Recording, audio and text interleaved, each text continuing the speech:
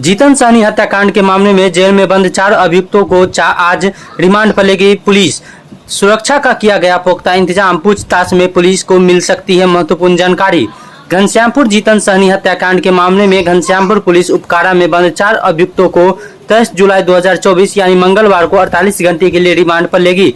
Remand पर लेने के बाद पुलिस कुछ महत्वपूर्ण बिंदुओं पर उन सभी 4 अभियुक्तों में क्रमशः मोहम्मद काजिम अंसारी, मोहम्मद आजाद, मोहम्मद सितारे उर्फ छेदी तथा मोहम्मद छोटे लहरी से पूछताछ करने वाली है। ऐसा अनुमान लगाया जा रहा है कि रिमांड पर लिए जाने वाले सभी 4 अभियुक्तों से पूछताछ के दौरान हत्याकांड में पुलिस को कुछ और महत्वपूर्ण जानकारी मिलने की उम्मीद है। रिमांड पर लाए जाने वाले 4 अभियुक्तों के लिए पुलिस की ओर से सुरक्षा का पुख्ता इंतजाम किया गया है। थाना परिसर में भारी संख्या में पुलिस बल तैनात रहे। एसडीपीओ मनीष चंद्र चौधरी ने इसकी पुष्टि की है। मौके पर दरभंगा एसएसपी जगुनाथ रेड्डी, जला ग्रामीण एसपी काम्या मिश्रा, एसडीपीओ मनीष चंद्र चौधरी, बिरोल निरीक्षक सुरेश राम के साथ कई पदाधिकारी उपस्थित रहे।